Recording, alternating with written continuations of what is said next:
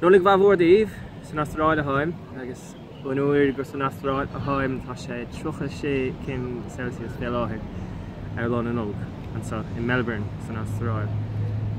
Bhailim bhí pósadh in nGeaililí léamh amach mar chomóra ar an ócáid starúil seo go bhí an Nollaig í. Agus bhí pósadh in nGeaililí déir dóibh go gantaí é seo mar Amhrán lá Nollaig go tradiisiúnta i géirí hir i gCorca dhaoine. Agus tá leagan an sa agamsa ó Seán Mac Criomhthain ábhar mar thachtais dh'úireachta. Agus tá sé chumach go léamh amach cé nach bhfuil an fáin agam. Ní agamach na focail fé mar fuaireas-sa iad i gCorca an Comisiún Bhéilis. Ach léamh amach iad mar is iad mar iocht cé nach bhfuil an fáin arálas go. Mar seo heach sé. Bhí pósadh in nGeaililí. Bhí pósadh in nGeaililí agus bhí riad an ngrást ann na bpearsain. Do bhí ann agus a mháthair agus ba róbhreá an bhainis. An chuileachta bhí os cionn an chláir ann, do bhí an fianartha in asnamh agus an tuisce chuireachs na háthaí róbhreá iad a blaise. Do thug sé sin díobh le n-umhlaíocht á mháthair, thug sé díobh le gránnas le gráide, bíoch muinín go deogaibh agus dóchas gan fallí, rih fuil rí na glóire bhí an dh'ól as a galís.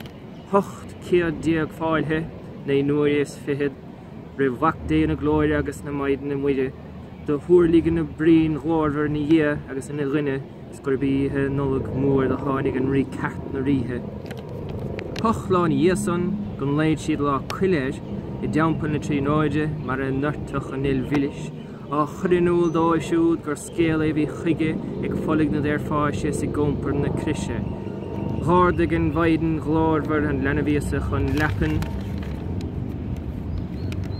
sa chré nuair a síonach mín chinis rí na nGeall deis éirigh sé ríist sta thóg an léaghmhór ó thabhar. Le Power Day agus a ngrásta tar bhágail sin mar sin. Is fannig sí sa chlóchéanna bhíonig an spír lasa. Go sein for an gáil trúmpa agus gan i roiig na marmh ag an rí ceart arnéisteach ar thaobh cnic lá chatha. Cuireadh manach ní go cruinn chuút a rí geall na naamh gan sin do leagan le luachtar ná le luasa for chláir. Nuair a síon for ar a gúil sin in san uair a tuairtenéir go dtugadh slí roin gan chóngarach i gcóirt geall na naamh. Sé mac dé na glóire me stórgealgum dát in chrí sa manam ní léon lína le mán mar de ghort sé an il glórmhar ar séire sa chrán an sláí tí na chrí san choróin á spíon ar a cheann. Sé mac dé na glóire mod stórgeal mo chrí sa manam ní léon únalum tíd.